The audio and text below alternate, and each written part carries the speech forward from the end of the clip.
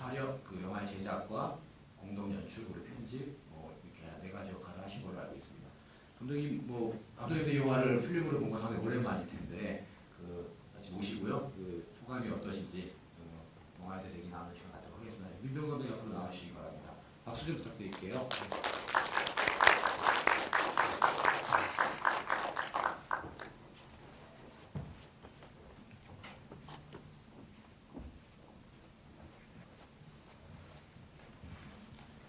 극장이 커서 나오는데 오래 걸릴 수도 있습니다.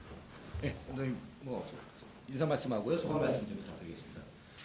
제 영화지만 정말 저도 오랜만에 봤거든요. 왜냐하면 이렇게 필름으로 한번 보고 싶었는데 영상 자료원에서 이런 자리를 마련해줘서 제가 극장 안에서 저도 관객의 한 사람으로 신상욱 감독님 영화 그런 느낌이 나네요. 그러니까 왜냐면 하도 오래된 영화 같아서 이게 제가 만든 게 맞나 이렇게 추억으로 빠진 느낌이었습니다. 예. 이제 감독님이 러시아 국립영화학교에 가셨어요. 저는 그때 그 나이에 어떻게 다른 나라도 많은데 러시아까지 갈 생각을 하셨을까 이런 생각도 들고 어떻게 영화를 하시면서 러시아까지 가시게 됐는지 그 과정, 영화 처음 이제 쉽지 않은 결심이었을 텐데 그 결심과 이 영화를 만들게 된 과정까지 좀 말씀해 주시겠어요? 제가 러시아에 92년도에 갔었는데 이제 그쪽 갔을 때는 러시아라는 말보다는 소련 뭐 이렇게 그렇죠. 많이 했던 것 같은데 저도 소련 하면 굉장히 경직돼 있잖아요. 근데 가만히 따지고 보면 보통 영화를 하면 미국이나 프랑스 뭐 이렇게 이제 가서 유학을 하시고 공부를 하는데 저는 뭐 영화를 이제 좋아했으니까 당연히 뭐 타르코프스키나 뭐 이런 감독들은 알았지만 문화적으로 음악으로 말하면 뭐 차이콥스키가 있고 미술로 말하면 칸딘스키도 있고 또 문학하면 아시다시피 뭐 톨스토이나 체홉도 있고 그러니까 어느 한 방면 이렇게 뒤처지는 게 없는 데다가 미지의 대륙이 열린다라는 것 자체가 저한테는 굉장히 도전이고 재미있는 경험이 될 거라고 생각을 했어요. 근데 제가 그 당시에는 인터넷이 없으니까 그냥 알아보던 중에 러시아 국립영화대학이 그러니까 이 학교가 세계 최초 영화대학인데 여기서 이제 에이젠슈타인이라든지 뭐 기사성 같은 감독들이 있는 데다가 그 학교에서 공부를 하면 좀 제 성격하고도 맞을 것 같지만 제가 무언가를 이렇게 도전하는 데 좀 도움이 될 거라는 생각이 들었어요. 그래서 저는 소련으로 건너갈 때 어떤 주저함이 별로 없었고요. 또 갔는데 막상 갔더니 후회도 많이 됐어요. 왜냐하면 일단 춥고 배고프고 치안 상태 완전 최악이고 또 한국 사람들 없고 근데 그런 점들이 또 저를 또 영화의 강인함으로 이렇게 해줄 수 있는 그런 부분들이 있었고요. 학교 자체로는 정말 좋았습니다. 왜냐하면 제가 이제 촬영을 전공을 하고 촬영을 이렇게 하는데 35mm 카메라를 2학년이 되면 한 대씩을 줘요. 그래서 저희 그러니까 저희 학교에서 카메라를 한 대씩을 다 주고 흑백 필름과 녹음실과 현상소가 학교 안에 있다 보니 다 무제한이에요. 그러니까 무료로 다 촬영을 하게끔 만들어줘요.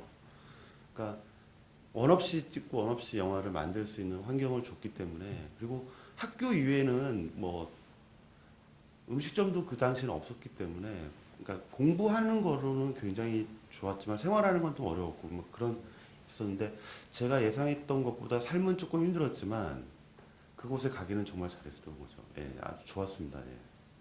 지금은 그렇게 필름을 안 준다는. 네, 안 주죠. 네. 예. 필름이 심지어 없어지고 있으니까요. 네. 아무튼 90년대 초반에 이 소련뿐만 아니라 폴란드 그리고 뭐 미국, 유럽 쪽으로 많은 이제 젊은 영화인들이 유학을 많이 갔습니다. 그게 아마 80년대 후반에 소비에트 동구권 붕괴하고 같은 뭐 어떤 맥락이 좀 섞여 있을 텐데요. 많이 뭐 사회운동하거나 문화운동하는 사람들이 좀 이제 좌절에 빠지면서 뭐라 그럴까 이제 새로운 문물을 배워온다 그럴까요? 그런 이제 과정 중에 있는데 특이하게 이제 러시아로 가시는 것 같고요. 근데 영화는 또 그때 러시아가 해체되는 그렇죠. 소련이 이제 뭐 사회주의만 무너진 게 아니라 뭐 민족주의 이제 연합일 텐데 다 흩어지는 과정이었잖아요. 이름도 생소한 타지키스탄 같이 이제 영화를 만드신 잠셋 우스만노프 감독님이 그쪽 출신이시고요. 네. 거기 가서 이제 영화를 찍으셨는데 언어는 그 이게 소련 말이 그 러시아 말이 아니. 지금 이 영화는 러시아 말이 아니고요. 네. 타지키스탄 말입니다. 네. 타지키스탄에 찍었으니까 타직 말이죠. 예. 그러니까 한국 사람이 러시아 가서 영화를 공부하고 러시아도 아니고 타지키스탄 가서 영화를 그렇죠. 찍고 네. 연출하신 건데 네. 그런 과정은 어떠셨는지. 이 작품을 제가 이렇게 장편 영화나 이렇게 나올 줄은 몰랐고요. 또 그런 욕심도 없었습니다. 근데 저는 그 마지막 졸업 작품으로 영화를 찍어야 되는데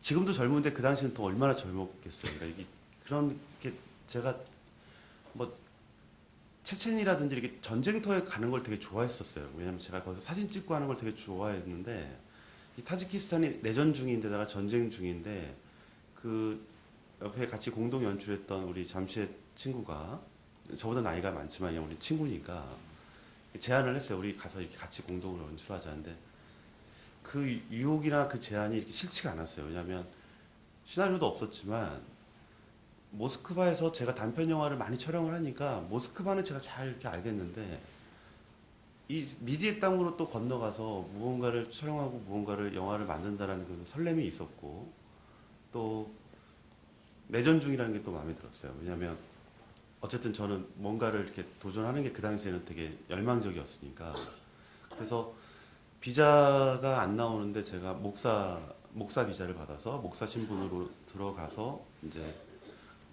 이 작품을 금방 찍었지만 체류 기간은 8개월이었거든요. 그러니까 들어가서 나오지를 못했어요. 왜냐면 나오는 길이 루트가 다 차단돼 있는 거니까. 그리고 시골에서 찍었지만 지금 도심 장면도 간혹가 이 병원 뭐 이렇게 하려면 도심을 들어가야 되는데 이때 이제 제가 두 번의 큰 경험인데 한 번은 이제 결국 경찰에 제가 잡혔고 그 제가 구금을 일주일 당했죠.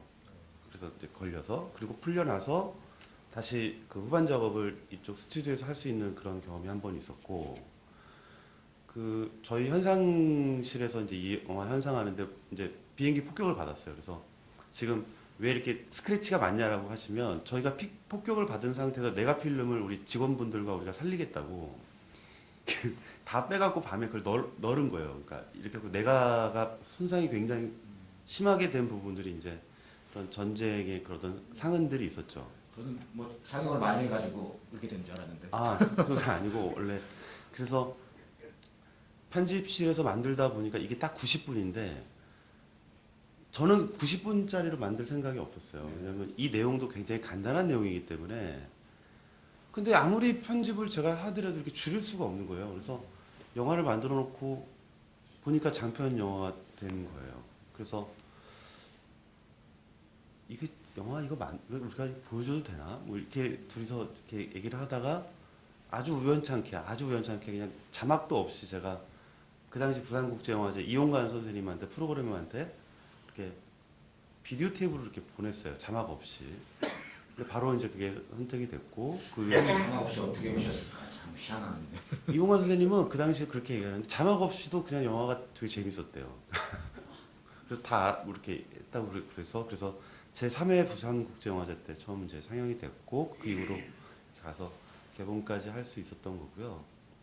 또 해외에서도 이렇게 영화를 판매뿐만 아니라 상영까지 할 수 있어서 저한테 이렇게 첫 번째가 운도 좋았고 또 제가 해외 가거나 이렇게 감독과에 나오면 다들 이렇게 놀랐어요. 왜냐면 이게 다 나이 드신 분들이 만든 작품인 줄 아는 제가 이렇게 젊으니까 아니 그리고 또 이 작품은 한국 그 당시에 그 제가 말이 길어지는데 처음 얘기니까 그 영상물 등급위원회에서 이 작품을 한국 영화로 과연 볼 거냐 안 볼 거냐 갖고 되게 오랫동안 재심 삼심을 했어요. 왜냐면 배우가 한국 사람이 하나도 안 나오고 이게 도대체 어떻게 된 거지? 그래서 제가 가서 소명을 하고 해서 결국 이제 한국 감독이고 한국 제작자가 만든 거니까 한국 영화다라 했는데 이렇게 해도 되는 건가? 했지만 이제 이렇게 해서 만들어서 작품을 상영하게 됐고 98년도에 해서 지금 이제 많이 흘렀지만 그렇게 해서 작품을 만들었죠.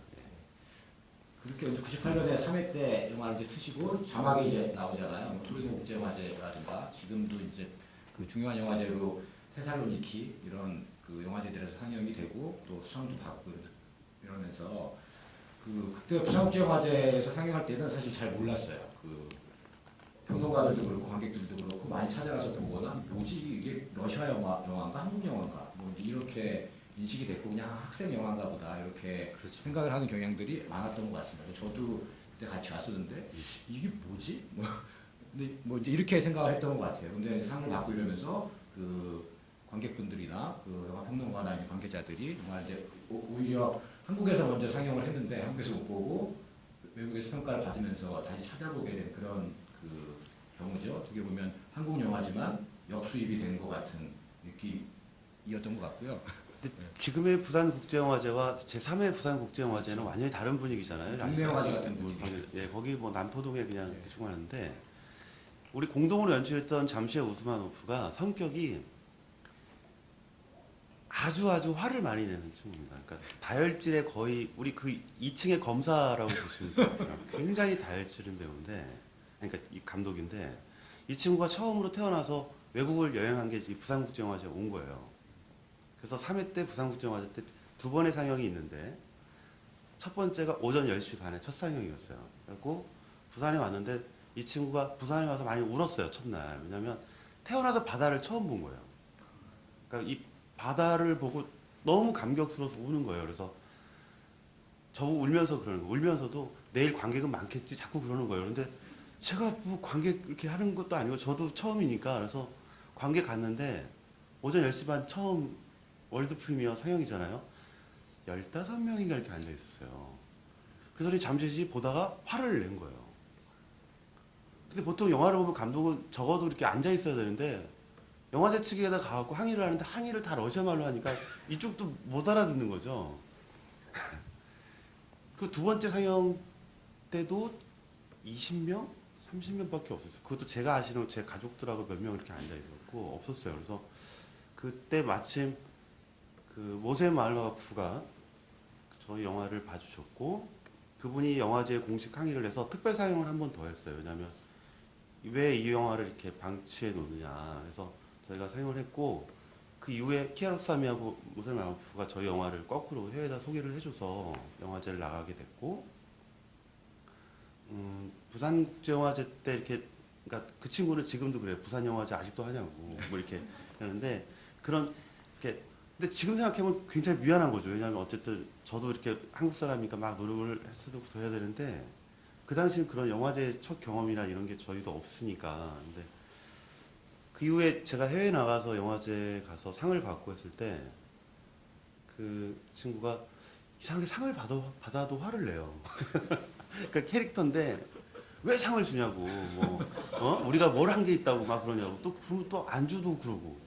근데 캐릭터가 그랬는데 저희 프랑스에 갔을 때 영화제 도빌 영화제 이렇게 갔을 때 통역 나오신 분하고 프랑스 여자하고 결혼을 했어요.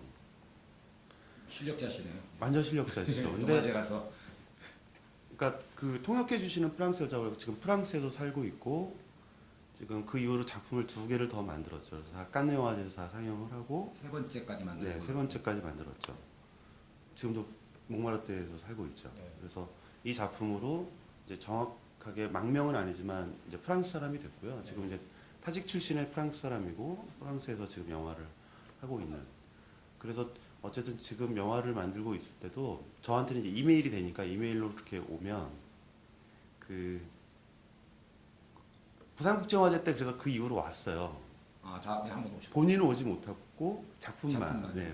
그리고 제가 대신 감독과의 대화를 나가드리겠습니다. 그래서 대신해서 제가 그 잠시의 우스마노프를 대신해서 제가 감독과의 대화를 한 적이 있었죠. 네.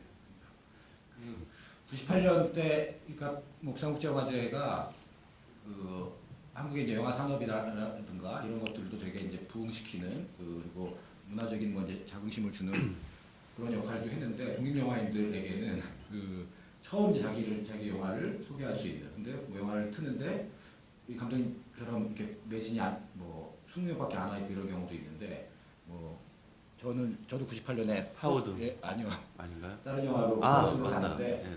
저는 그렇죠. 계속 내려가기 전부터 매진이 됐었어요. 맞죠. 매진이 되는 사람들이 영화 보고 항의하고 그래가지고 좀 상처를 많이 받았었는데 그런 역할들 많이 했습니다. 거기서 영화를 보고 그 해외의 관계자들이 그 영화를 이제 가져가는 그래서 한국 영화의 어떤 맞아요. 에너지라든가 이런 것들을 좀 느낄 수 있는 역할들을 했고요. 지금도 뭐 그런 역할들을 하고 있다고 생각합니다. 그리고 한국 영화 기준 같은 경우에도요.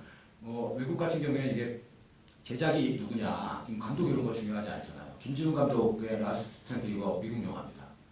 한국 영화로 분류가 안 되거든요. 근데 그 90년대까지만 해도 한국 영화를 인정받으려면 한국 배우가 한 명이라도 나오든지 한국말이 나와야 된다 이런 기준이 있었어요. 맞아요. 그래서 몽고에서 찍은 영화, 이런 상업 영화들도 그 인정받기 위해서 되게 싸움을 하거나 편법을 쓰거나 그런 경우들이 많았는데요. 그런 사례들을 나름대로 싸워서 좀 만든 경우라고 저도 기억을 하고 있고요.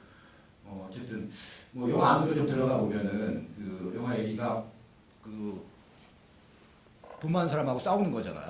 그리고 이제 화장실을 가다가 오물을 만나는 이런 이제 그 얘기인데 원하는 그 감독님 잠수 감독님이 네. 쓴 걸로 돼 있잖아요. 그거를 어떻게 얘기를 하면서 발전시켰는지 그 얘기는 어떻게 또 감독이 받아들이셨는지. 지금 말씀하신 그게 원안이었어요. 이렇게 얘기를 한 거예요. 그래서 내가 재밌네 여기까지였어요. 이제 그거를 시나리오로 이제 발전을 하는 거는 그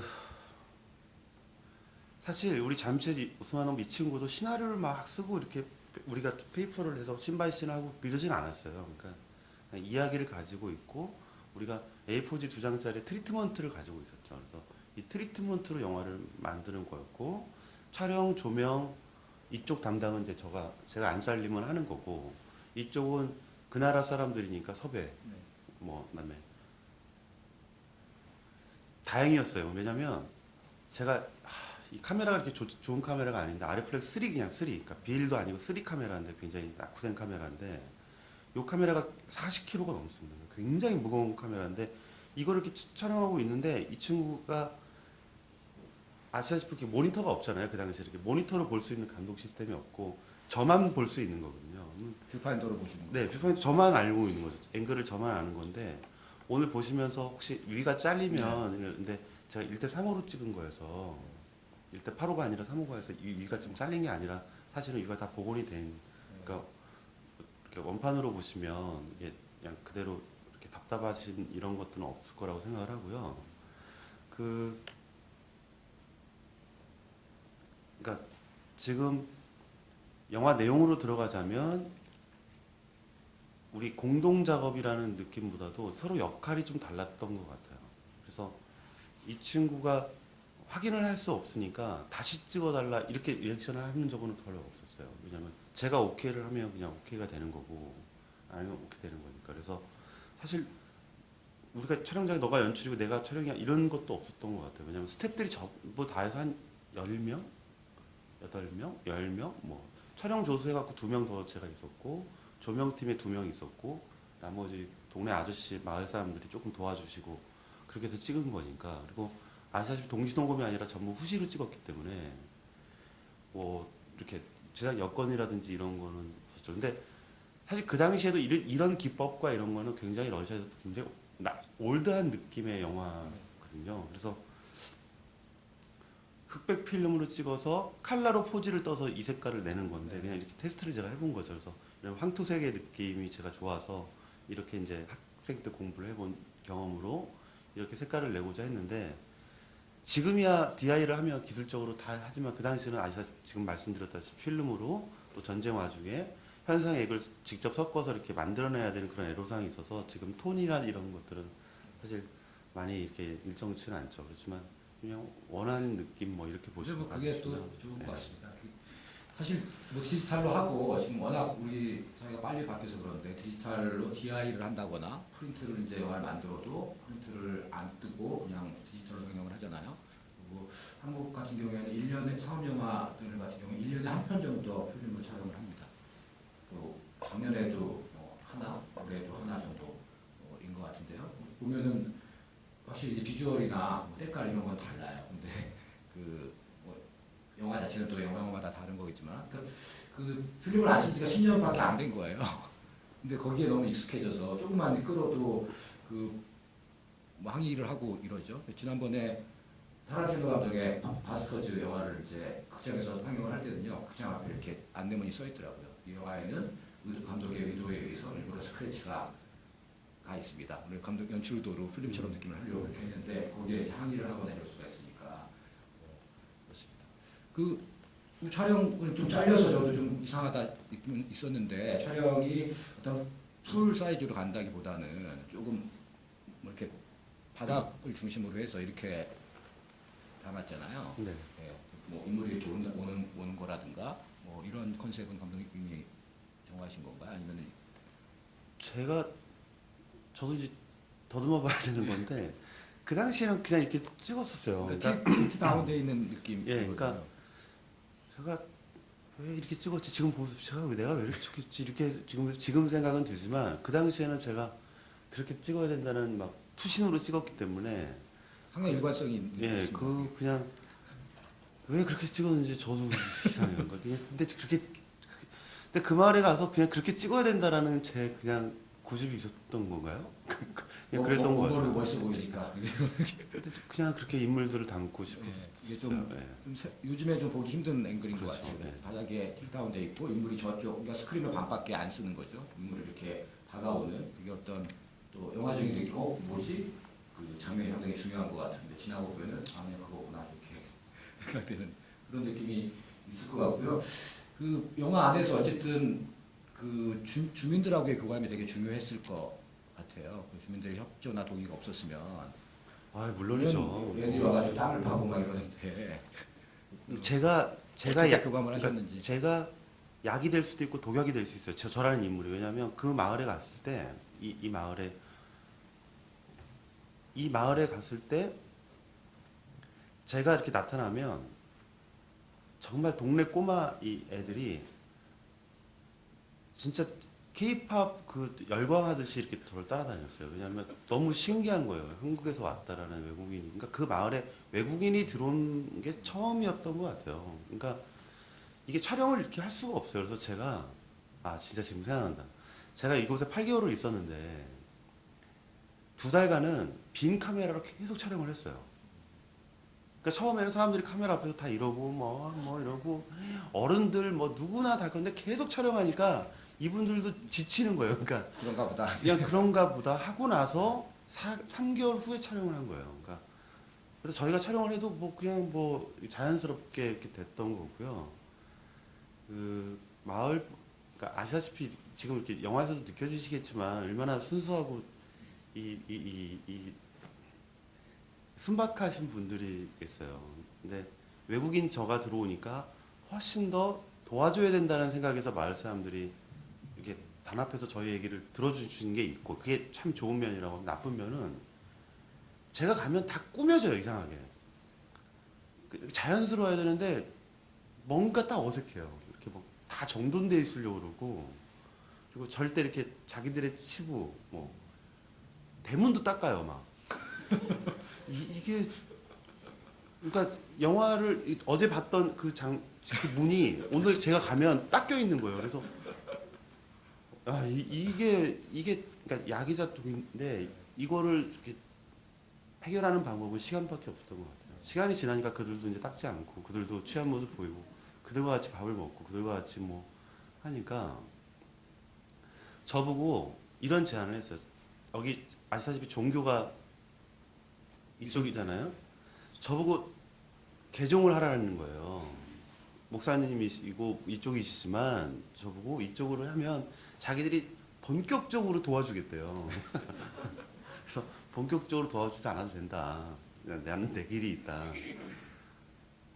그래서 그러니까 그쪽에서 제가 주말마다 꼭 불려가는 게 마을잔치하고 그 교회예요. 그러니까 그쪽에 이슬람 사원이죠. 꼭 가서 같이 이렇게 기도도 해주고 해준다는 표현보다도 같이 하고 또 마을잔치 가서 다행히 노래는 시키지 않으니까 같이 춤을 춰주면 되는 거니까 이렇게 하고 나면 그분들이 이제 도와줘야 된다는 생각뿐만 아니라 이제 자연스럽게 해서 그런 기억이 나네요 지금 생각하니까. 처음에 영화가 약간 저는 혼란스럽게 느끼는 부분이 있는데요. 아이들하고 이제 학교에서 되게 오랜 장면 롱테이크로 그 가르치는 장면이 있고 또 언덕에 올라가서 그 돌무덤이 있는 데서 뭐 옛날 얘기를 해주고 이런 장면들이 좀 있잖아요. 어떻게 보면은 그 영화의 본 얘기하고는 조금 이제 다르긴 하고 그 선생님의 그 캐릭터를 이제 설명하는 거기도 한데요. 그 장면을 이렇게 크게 이제 넣으신 두 그 시퀀스 정도로 이유랄까? 그 장면에서 우리가 제목이 벌이 날다잖아요. 그러니까 벌이 날다니까 다 웃었어요. 이렇게 한국 오니까 말도 안 돼. 무슨 영화 제목이 벌이 날다 그런데 저는 그냥 괜찮았거든요. 벌이 날다가 이상한가? 벌이 날다를 설명하려면 앞에 있는 마을 알렉산드르 이태왕에 대한 이 이야기와 벌이 날다가 연관이 돼 있거든요. 그리고 이 책으로 이 선생이 책을 출간하려는 제목이 또 벌이 날다예요. 그러니까 동화책 아예 동화 우화 같은 동화 같은 이야기를 할 때 그 앞에 시퀀스가 이건 저의 불찰입니다. 제가 한국말을 98년도에 그렇게 이렇게 했나 봐요. 제가 이렇게 번역을 이거를 전문가한테 맡겨야 되는데 누구도 맡길 사람이 없으니까 제가 이렇게 했거든요. 제가 이렇게 이 철자를 이렇게 제가 넣다 보니까 이게 조금 분위기 좀 빠지고 예, 이런 데가 빠지고 빠르고 안 맞고 좀 그래요. 그리고 근데 그 장면들이 있어야지 앞에 그 버리날다의 의미가 생성이 될 거라고 그 당시에 생각을 했었고 초반에 견뎌주면 관객분들이 그 땅 파기 시작하면서는 집중이 될 그렇죠. 거다. 네. 그러면 이게 캐릭터의 이분법이 생기니까 될 거다라는 생각이 들었고요. 또 앞에 부분은 실제로 거기 지금 그 무덤이 실제 5,000년 된 무덤이거든요. 이게 뭐 저희가 세운 게 아니라 실제 그런 역사적인 그런 사막에 가서 저희가 찍은 거고 또 그런 부분들이 우리 제 영화에 이렇게 만들 때 스타일보다는 그냥 제가 솔직하게 그냥 담백하게 멋부리지 않고 이렇게 이야기를 하고 싶었었어요. 네. 그리고 또 이 아노르가 땅을 막 파다가 그 파묻을까봐 그 옆에서 자잖아요. 자다가 갑자기 벌떡 일어나서 다시 내려가서 막 이런 장면이 있는데 그 장면은 그 사람의 어떤 그 불안이라든가 이런 게 나오는데요. 좀그 아노르의 성격이 그런 것 같지 않게 느껴졌는데 팍 들어가더라고요. 그런 장면에서의 어떤 그 느낌, 그런 연출도. 우리 주인공 이 연기자분이 이렇게 만나시면 정말 선생님이세요. 너무 이렇게 순박하신 분이세요. 저렇게 열정적으로 무언가를 땅 파고 이런 걸 해보신 분이 아니세요. 근데 저분이 실제로 다 파셨거든요. 저희가 제가 파괴했거든요. 그래서 왜 나를 계속 땅 파괴하냐고 그래요. 영화의 첫 장면을 제가 첫날 첫 테이크가 맨 엔딩 장면입니다. 엔딩 장면을 제가 첫 테이크로 찍었어요.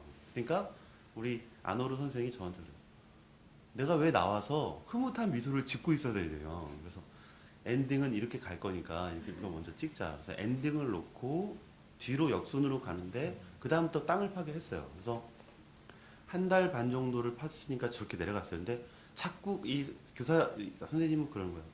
이렇게 깊게 팔 수가 없다 혼자. 첫 번째. 두 번째는 너무 깊다. 그리고 위험하다. 위험하죠. 뭐 그리고 이 실제로 물이 나왔지 않습니까? 이게 실제로 저희가 물을 발견하고 이 물이 민병원 잠수대 우물이 됐거든요. 저희가 아직 써 있답니다. 이렇게 예. 민병원 역시 잠수대 우물로 우물. 그 마을에서 우물로 진짜 쓰는데 이게 지금 이렇게 보시는 분도 이 질문이 나올까봐 제가 미리 말씀드리지만 저도 사실 이게 모험이었어요. 왜냐면 이렇게 깊게 파도 되는 건가 했는데 저는 깊게 파야 된다고 생각을 했어요. 왜냐면 혼자서 했냐 안 했냐는 중요한 게 아니고 이 리얼리티를 뛰어넘어야지 영화가 있는 상징성, 그다음에 제 의미가 담겨 있을 수 있다라고 해서 이렇게 파괴했고요. 우리 선생님은 파면서 성격이 굉장히 거칠어지고 또 이 원래 이제 제가 캐릭터를 원하고자 했던 이 부분으로 나왔어요. 그래서 이렇게 어느 날 이렇게 딱 클로즈업을 잡는데 이분이 딱 시니컬한 표정이 나오고 또 이렇게 할 수 있다. 그때 이제 촬영을 하기 시작했죠. 그 성격이 상당히 온화한 성격에서 그 검사랑 싸우게 되면서 뭐 그게 표정에 좀 나오는 것 같아요. 그래서 너무 급격하게 변하는 게 아닌가 이런 느낌도 들고 심지어 경찰서에서 아들도 두고 나오잖아요.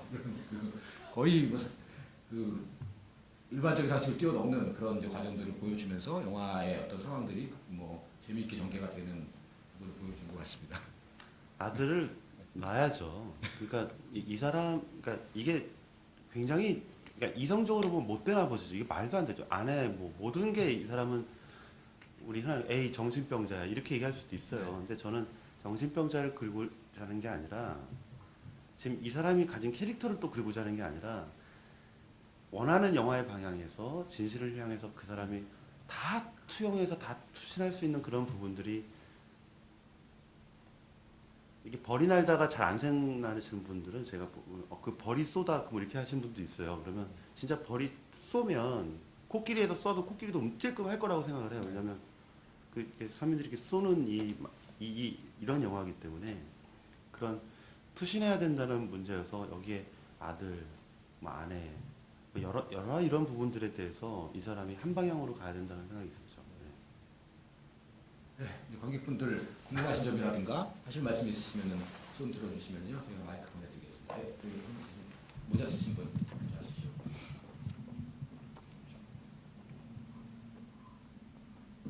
네, 두 가지 말씀드리겠습니다. 첫 번째는 저는 이제 기록 관리를 전공한 이제 박사과정생인데요.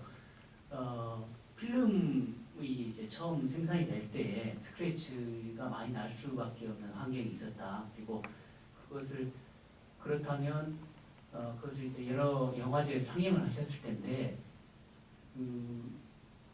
그 상태 그대로 상영을 하셨는지 다시 복원하려는 그러니까 스크래치를 어떻게든지 좀 디지털 형태로 복원을 하든지 그런 복원을 하려는 그런 의도가 전혀 없이 그대로 계속 이렇게 가져가실 생각인지 그걸 한번 여쭤보고 싶고요. 두 번째 질문은 이제 그 처음 장면이라든지 마지막 장면에 그 시냇물이 이렇게 나오지 않습니까? 그런데 그걸 이제 제가 한국 영화 옛날 60년대, 70년대 영화들을 많이 봤기 때문에 그런 한국 영화의 그런 느낌들이 비슷하게 연상이 된다라고 이렇게 제 개인적인 생각을 했는데 일부러 그런 좀 뭐랄까 고향이 안 온한 풍경이라든지 그런 것들을 집어넣고 싶으셨는지 그걸 두 가지만 답변을 해주시면 감사하겠습니다. 네. 그 두 번째 질문부터 말씀을 드리면 당연히 그게 있을 거라고 생각합니다. 제가 한국 사람이고 또 이 장면이 거의 우리 시골과 또 어떻게 보면 비슷해요. 흡사한 면들이 있고요. 또 제가 잡는 앵글과 제가 연출하는 부분들이 한국적인 정서를 가지고 연출을 이렇게 들여진 모습도 있다고 생각합니다. 그리고 그 나라의 모습도 있는 거고요. 그러니까 저는 무국적인 영화를 만들고자 하는 게 목적이었기 때문에 그렇지만 저의 정서는 분명히 이렇게 녹아 있을 거라고 생각을 하는 거고요. 그 이탈리아에 제가 가서 영화를 틀었을 때 그 나라 사람들 제가 일부러 스크래치를 냈냐 막 이렇게 질문도 하고 했어요.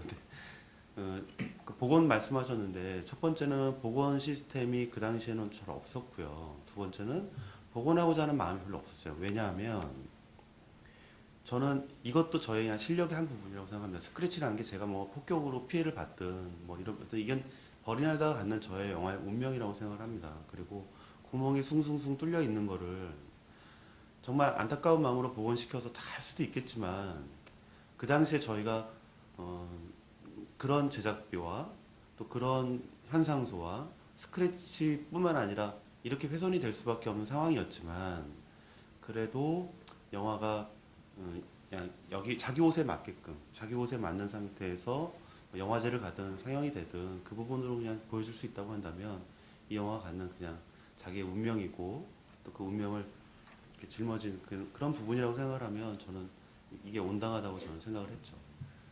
지금은 이제 그게 뭐 복원을 하거나 디지털로 바꾸거나 이런 것들이 이제 일반적인데요. 이거 한 5년 전이잖아요. 13, 14년 전이면 비용도 지금보다 더 많이 들었습니다. 그렇죠. 플래시에 떠서 다시 필름으로 바꾸는 게 시간도 되게 오래 걸리고 그때 당시로 하면 6천만 원 정도 들었을 거예요. 지금은 뭐 1, 2천만 원이면 되는데 2천만 원 정도면 되는데 지금보다 돈이 그때 당시 돈으로 6천만 원이면 이 영화의 제작비 몇 배가 될 수 있는 거죠. 그런 걸 생각하기가 어려운 상황이었고 그리고 말씀하셨듯이 연출에 그런 것들도 같이 영화의 일부로서 뭐 이렇게 생각을 하셨다고 생각이 듭니다. 또 다른 분 질문 있으십니까? 네. 안녕하세요. 영화 너무 잘 봤습니다. 너무 좋아서 질문 드리고 싶은 게 너무 많은데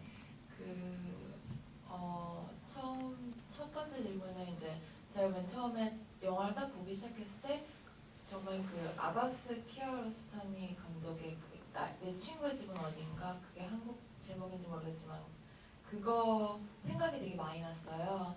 근데 아까 잠깐 언급도 하셔가지고 관계가 어떻게 되는지 좀 알고 싶어요. 이제 영화적 영감이라든지, 또 제가 제 기억으로는 그 내 친구의 집 그 영화는 풍경 위주로 찍은 샷이 굉장히 많아서 카메라는 움직이지 않고 이제 인물들이 막 움직인다든지. 근데 감독님 영화에는 이제 그런 샷들이 전혀 없다고 할 수도 있을 것 같기도 하고, 그리고 그 맨 처음에 영화 공동 제작하셨을 때 그 잠셋 감독님하고는 도대체 어떤 관계였는데 그냥 가자 그러니까 가셨는지, 그리고 또 그 감독은 또 김민명 감독님의 어떤 점을 보고 같이 협업을 제안하고 그랬는지 뭔가 좀 더 알고 싶습니다. 그 저희 학교 앞에 기숙사가 있는데 기숙사에서 제가 14층을 살았는데 그 14층에서 15층에 이 부부가 맨날 싸우는 거예요. 근데 이 싸우는 부부가 잠셋과 그 부부였어요. 그래서 그렇게 친해졌는데 제가 이 친구한테, 저는 이 친구가 뭐 하는 사람인 줄 알았냐면 철도 노동자인 줄 알았어요. 왜냐면 항상 노가다 하러 나가는 사람이었어요, 아침에. 그래서 나는 영화는 전혀 생각 못하고 철도 노동자인 줄 알았어요. 근데 우연히, 이 친구는 술도 안 마시거든요. 그러니까 우연히 그냥 제 방에 오더니 싸우고 와서 우리말로 하면 아내 험담을 하고 그냥 뭐 이렇게 얘기하는데 자기가 영화 감독이라는 거예요. 그래서 제가 에이 그랬어요. 에이 뭐 말도 안 돼. 그랬더니 타지키스탄에서 만든 영화를 보여주는 거예요. 저한테 비디오 테이프 올라갔더니 제가, 그러니까 그 친구도 제 눈치를 보니까 이 자식 봐라 이게 있었겠죠. 더니 잠깐 기다려더니 비디오 테이프를 가져오더니 내가 만든 영화를 이렇게 보여준 거예요. 단편 영화를. 아주 좋은 거예요. 그래서 내가 만든 거 보여줄게 하고 제가 영화대학에서 만든 제 영화를 보여줬어요. 그래서 영화로 이제 얘기를 하기 시작했는데, 제가 저희 촬영과 지도 교수님이 타르코프스키의 촬영을 담당했던 바딘 유수프가 제 지도 교수님이거든요. 그러니까 제가 그런 색채 막 이런 걸 유라하게 찍으니까 이 친구는 그런 게 좀 좋았나 봐요. 왜냐면 기술적인 구현을 이렇게 해주는 게 좀 필요했던 거죠. 이렇게 찍을 줄 몰랐죠, 그 친구도. 근데 저는 사실 그 친구가 그쪽에서 갖는 단편이나 이런 부분들이 굉장히 신선하고 좋았어요. 그래서 그렇게 두 사람이 우정을 쌓은 게 한 5년 정도 됐고요. 그리고 제가 힘들 때도 이렇게 많이 저를 이렇게 다독여주고. 근데 이 친구하고는 이렇게 한 번도 다른 얘기를 해본 적 없어요. 다 영화 얘기만 했어요. 어떤 감독이 좋냐. 근데 이 친구가 좋아하는 뭐 이오셀리아니 감독이라든지 바라자노프 감독이라든지 뭐 이런 얘기를 해주면 저는 굉장히 재밌었어요. 왜냐하면 자기네 사람이잖아요. 그리고 막 후세프 너 감독 아니야? 그럼 제가 후세프를 어떻게 알겠어요? 모른다 그러면 이렇게 구해다 주고 보고 이렇게 영화 보는 게 너무 좋았는데, 그러다 보니까 자연스럽게 나중에 저한테 제안이 왔을 때 당연히 그런 신뢰가 있으니까 가게 된 거고요. 그 키아로스타미 감독의 내 친구의 집은 어디인가는 저도 한국에 들어와서 봤어요.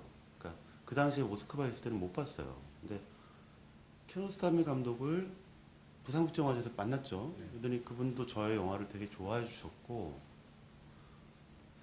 남들은 이렇게 그때 평론가분들이나 뭐 이분들이 막 키아로스타미하고 저 그렇게 비교를 해주셨는데, 제가 지금도 그렇지만 아유 감히 제가 어떻게 비교의 대상이 되겠습니까라고 하는 것도 있고, 또 두 번째는 그런 지역과 색깔이 좀 비슷하다고 한다면 그럴 수도 있겠습니다 하는데, 저는 또 이렇게 제가 갖는 영화의 드라마성이 있으니까, 그래서 키아로스타미 뭐 이렇게 얘기를 그 당시에도 많이 이렇게 해줬던 것 같아요. 근데 내 친구의 집은 어디인가는 제가 99년에 거꾸로 동숭 시네마탁에서 마지막에 상영 회고전 할 때 봤던 것 같아요. 네.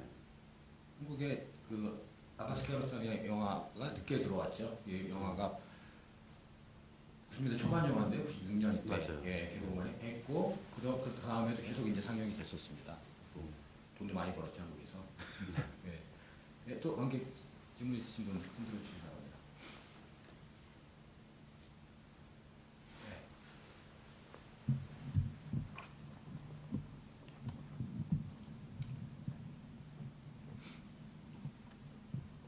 저는 그 질문이라기보다는 제가 좀 자꾸 기억력이 나쁘셔갖고 옛날에 제가 이렇게 버리나라라는 영화 똑같은 제목의 영화를 보고 내용 비슷한 것 같은데 혹시 똑같은 제목이 다른 영화가 있는 건 아니에요? 극장을 아까 보니까 상영하신 것 같은데 어느 극장에서 상영했었는지 그때는 그냥 감동적으로 보고 오늘도 감동적으로 봤는데 그러니까 버리나라라는 제목이 다른 영화가 있나요? 그때 감동으로 보신 그 감동이 지금 맞으신 거고요.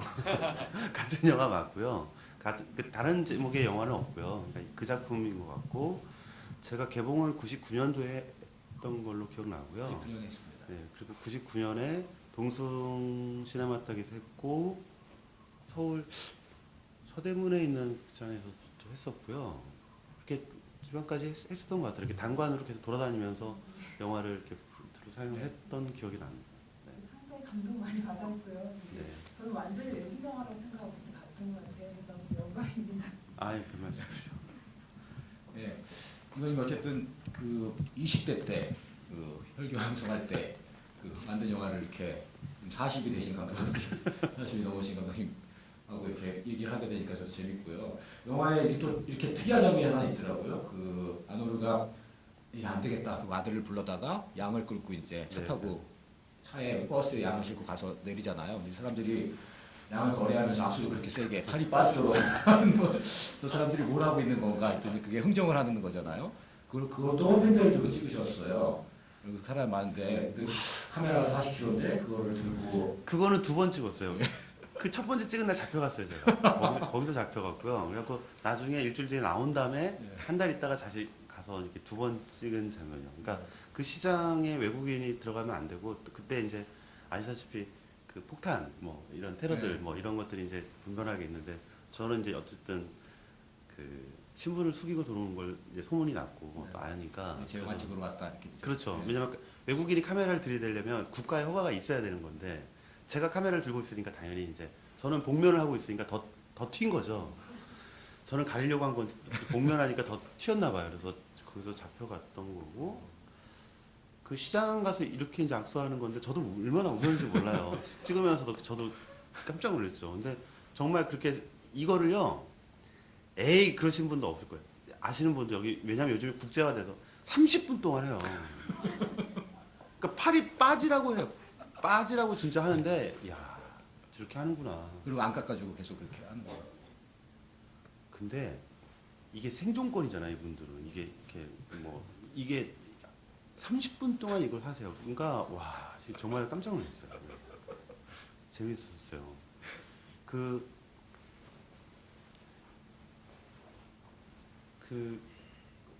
당시에 이 영화를 찍을 때 내전 중이니까 이 마을이 정말 가난합니다. 그러니까 어떻게 가난하냐면요. 제가 이렇게 말씀드립니다. 전기가 안 들어와요. 전기를 저희가 지금 발전차로 끌어다 놓은 겁니다, 지금. 이 마을에 전기가 없습니다. 그리고 다 두 끼만 먹어요. 그러니까 아침과 저녁을 먹는 거예요. 점심은 없습니다. 없는데 일단 배가 고픈 거예요, 저는. 네.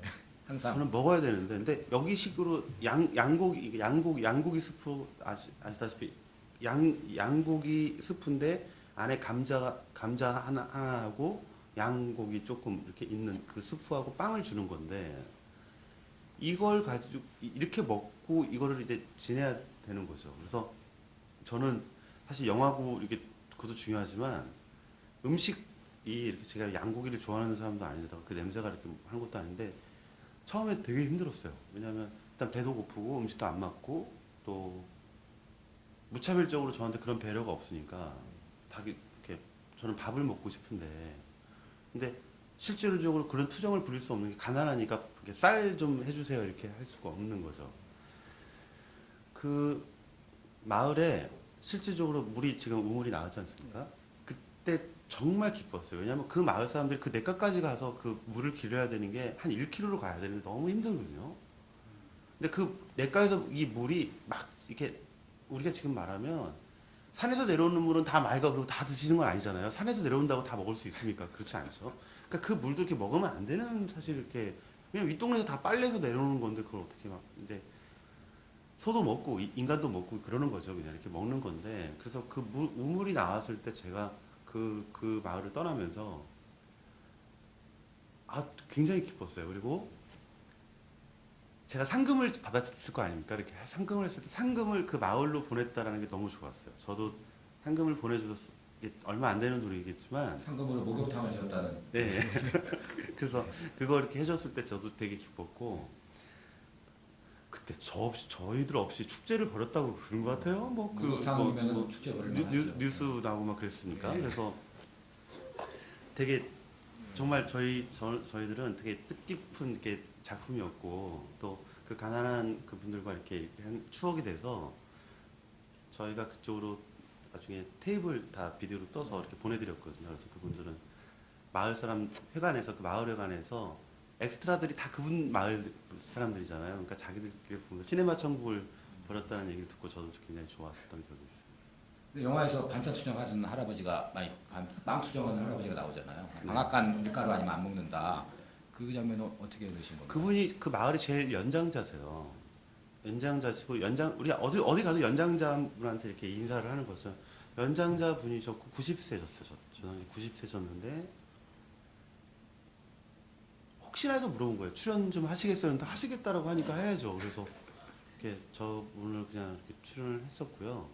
또 그 어른이신이 갖는 그 마을의 상징성, 그다음에 영화의 상징성 이렇게 좀 받아주면 오히려 그런 분들이 이렇게 원칙대로 빵, 이렇게 밀가루 뭐 이렇게 또 기도 뭐 이런 부분들을 하는 게 오히려 이렇게 할아버지의 오히려 그런 게 인간적이지 않을까 그렇죠. 생각을 했었죠.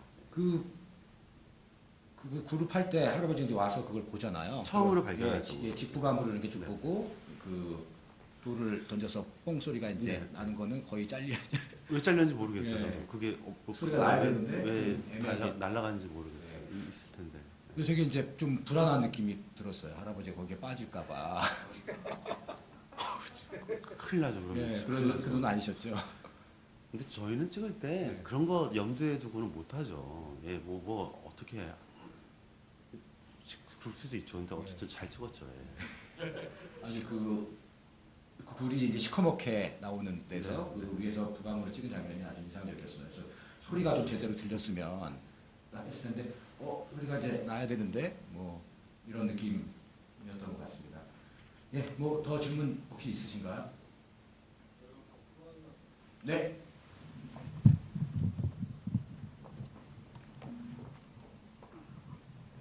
예, 영화 참 잘 봤습니다. 감명 깊게 잘 봤는데요. 그 당시 배경이 그 당시였는지 또는 그뭐 과거였는지 그게 좀 궁금하고 그다음에 또 하나가 그 러시아 이게 지금 한국 영화인지 러시아 영화인지 타지키스탄 영화인지 그게 좀 궁금합니다. 그 어떤 걸 기준으로 어떤 그 국적을 매기는 뭐 그런 게 있는지요. 아까 제가 보니까 러시아 말 자막은 러시아 말 나오는데 언어는 러시아 말이 아니고요. 또 이제 한국 감독님이 찍고 이럴 경우 이걸 어느 나라 영화 이렇게 정하는 그런 기준 같은 게 있습니까? 그 기준을 제가 정하지 않기 때문에 제가 뭐라고 말씀을 못 드리는데 그 당시에는 뭐 제가 제작을 한 거고 또 감독이었기 때문에 상영 등급을 한국 등급으로 받았던 거고요. 타지키스탄도 타지키스탄 그걸로 받았어요. 이렇게 예, 두 나라에서 이렇게 국적이 나온 거죠. 공동 제작 영화가 된 걸로 하고 부산국제영화 될 때 코리아, 타지키스탄 이렇게 네. 같이 국가를 나눠서 했던 거고요. 네, 그럼 이거는 그 영화 관계 보시면 그 타지키스탄어도 이 리튼 랭귀지가 있습니까? 자기 문자가 있나요? 지금 글자가 그러니까 러시아어 글자를 제가 그러니까 이렇게 상징적으로 보는 것처럼 당연히 있습니다. 타직 글자가 예. 있죠. 네. 네, 잘 알겠습니다. 예. 그 국적은 뭐 좀 애매한데요. 그 제일 중요한 거는 기준으로 누가 돈을 댔냐 이게 제일 중요합니다. 감독님이 제작에 참여하셨기 때문에 그 뭐 돈을 대고 찍은 거고, 근데 예전에 이제 좀 까다로운 규정이 있었다는 거죠. 돈뿐만 아니라 한국 배우가 나오든지 그 한국 언어가 나와야 된다 이런 이제 좀 경직된 규정이 있었던 것 같은데요. 그게 조금 지금은 그 제작이 누구냐에 따라서 좀 달라지고 있고, 그 우리나라 좀 덜한데요. 그 유럽 같은 경우에는 거의 3개국 이상의 공동 제작을 합니다. 네. 언어와 상관없이. 예. 뭐또 예, 마지막으로 한마디 여기 앞에.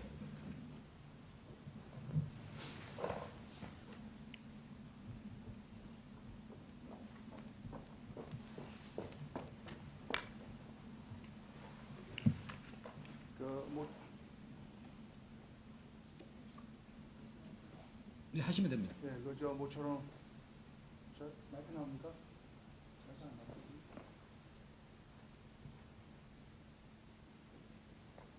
네, 모처럼 그 좋은 저 영화를 봐서 아주 감명이 깊었습니다. 그 대학을 졸업하면서 졸업 작품으로 그거를 감독하셨다고 했는데요. 어떻게 학점은 잘 나왔습니까? 그, 예, 그 1등으로 졸업을 했죠. 아, 예, 축하드립니다. 그러시고 그 저 비용 조달은 어떻게 하셨습니까? 저 촬영 집에서 받았고요. 개인 돈으로. 네, 집에서 개인 돈을 받았고, 어, 제가 모스크바에 있을 때 KBS 세계는 지금 프로그램을 1년 동안 이렇게 특파원하고 계속 진행을 했었습니다. 그래서 그 KBS 그 받은 비용 가지고 이제 만드는 거죠. 네. 예. 그리고 이제 그 투자된 비용하고 나중에 국제적으로 이제 그 좀 수상을 많이 하셨는데 그런 상금이라든지 또는 그 이제 외국에 이제 그 외국에도 상영이 됐다 그랬죠. 네. 그러면 무슨 수익이 발생했을 거 아닙니까, 그죠? 네. 이제 비용에 지출된 부분하고 그 수익이 발생된 부분하고 어떻게 좀 밸런스가 좀 잘 맞으셨습니까? 전혀 안 맞죠. 네. 그 저는 영화 어제 터치 영화 하면 4편 하면서 이렇게 금전적으로는 이제 다 포기를 했습니다. 그러니까 뭐 거의 뭐 만들면 만들수록 사실 저는 이렇게 손해 보는 시스템입니다. 왜냐하면 외국에 제가 스위스에서 한 달간 사용을 했는데도 이렇게 외국도 마찬가지지만 이 아트 계열의 영화들이 이렇게 거의 시장이 사실은 이렇게 금액이 많지가 않고요. 그리고 그쪽 배급사가 가져가는 금액이 거의 다라고 보시면 되고요. 또 금액이 들어와서 잠시얏 우스마노프한테 제가 이쪽으로 돈을 양도를 했습니다. 왜냐하면 그 친구는 정말로 가난한 친구이기 때문에 그러니까 그 친구가 조금 이렇게 생활비 정도 받는 걸로 제가 양도를 해줬었고요. 수익 구조는 뭐 전혀 기대할 수 없었고요. 지금도 뭐 없습니다. 예. 그리고 마지막으로 이 영화가 그 현지 키르기스탄 그 나라에서도 상영이 됐습니까? 타지키스탄에서 상영이 안 타지키스탄. 됐습니다. 극장이 없었기 때문에 안 됐고요. 제가 알기로 2001년도에 타지키스탄에서 특별전으로 계속해서 했던 걸로 알고 있습니다. 네, 아유, 감사합니다. 네. 네, 고맙습니다. 예, 뭐 이제 뭐 마무리할 때가 된 것 같은데요. 감독님에게 뭐 이렇게 물어보면은 영화란? 뭐 TV 프로그램 같은데 감독님에게 벌이 날다란 예, 어떤 영화인지 뭐 되돌아보면 참 뭐 추억도 많고 뭐 이럴 것 같은데요. 지금 뭐 흔하잖아요. 저를 이렇게 한 영화입니다. 이런 거 말고 어떤 그 의미가 있으신지 뭐 한번 말씀 좀 해주세요. 그 안 믿으시겠지만 저 지금 앉아서 영화 보면서 저는 정말 그 예년에 그 초심뿐만 아니라 그 순간으로 동심으로 들어가는 느낌이었어요. 제 작품이었지만 그 제가 지금 한참 영화 준비하고 있는데 다시 저런 그런 열정과 그 순수한 모습으로 다시 가야 되겠다라는 그런 순간을 만나게 해주는 작품이고요. 그리고 그 제가 영화 감독으로 이렇게 앞으로 계속 작품을 혹시 만들 수 있다고 한다면, 또 그리고 계속 그렇게 할 수 있다고 한다면 그 초석이 정말 어린아이다라고 저는 생각합니다. 저 내 작품 중에서 가장 제가 기쁘고 슬프고 가장 이렇게 애정이 많은 작품은 사실 어린아이다입니다. 그래서 제가 요청을 해서 오늘 그냥 제가 한번 보고 싶다고 말씀을 드렸던 거고요. 제가 앞으로 영화 이렇게 하는 있어도 이 작품이 저에게 항상 저를 지켜주고 위로해 줄 수 있다고 한다면, 그걸로 뭐 저는 굉장히 저 스스로 좋은 결심을 하게 될 거라고 생각합니다. 예, 뭐 영화 여러분들도 잘 보셨을 거라고 생각이 들고, 감독님에게도 이런 이제 자리들이 뭐 관객들에게만 이렇게 뭘 알려주는 것이 아니라 또 영화를 만드는 입장에서도 관객분들의 피드백이라든가 이런 것들을 통해서 또 다시 한번 그 다음 영화에 힘을 받을 수 있는 계기가 될 거라고 생각합니다. 감독님 오늘 이번 자리 특별전이 민병헌 감독 특별전 대편이 감독 다음 영화를 만드는데 에너지가 됐을 거라고 생각이 들고요. 관객분들에게 좋은 자리가 됐을 거라고 생각이 듭니다. 이게 응원은요. 그 다음에 돈을 하나도 못 버셨다 그랬잖아요. 다음에 영화가 나오면 영상 자료를 사기 전에 그 극장에서 그 입장을 내고 봐주시는 관객이 되는 게 유명한 배우에 힘을 주는 길일 거라고 생각했습니다. 예, 감사드리고요. 분들께 박수 주세요. 고맙습니다. 고맙습니다.